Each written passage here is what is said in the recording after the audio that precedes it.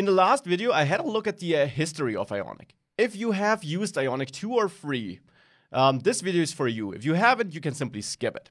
I want to dive into the important differences between Ionic 3 and Ionic 4 and what changed. Now, first of all, if you need to update an existing project to Ionic 4, there is a migration guide on the official page, on the official webpage of Ionic. On ionicframework.com, you can go to Guide here in the docs, and you will find a migration guide here. And that gives you a detailed overview of what changed from Ionic 3 to Ionic 4 and how you need to adjust your project to, update it. So that is the detailed guide. I want to give you the rough overview of what changed. So an Ionic 3 project used the Ionic CLI to generate such a project. We then used Cordova to also get a mobile app out of that.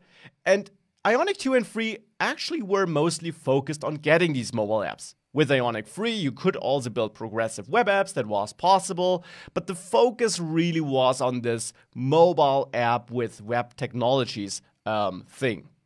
With Ionic 4, that's changing. We still have the Ionic CLI, but we can actually also include Ionic 4 through a CDN or through NPM. So we don't even need a CLI or any complex build workflow to use Ionic 4, which makes sense because it doesn't rely on a framework.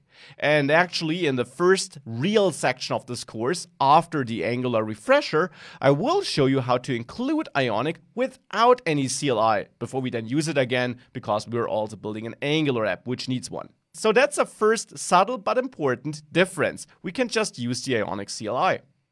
We then in the end have a normal web project, and an Ionic project in Ionic 3 and 2 also was a web project, but it was highly geared towards getting out such a mobile app, such an Ionic-driven app.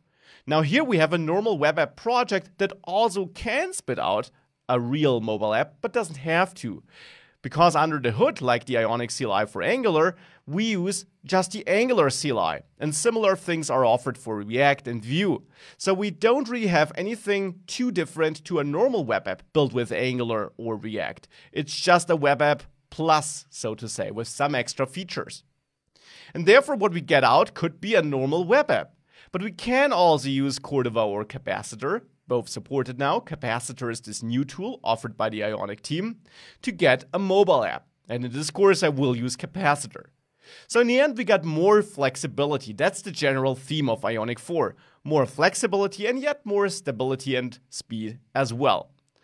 This is the big picture. Again, for the detailed upgrade on what technically changed, have a look at the official docs I showed you.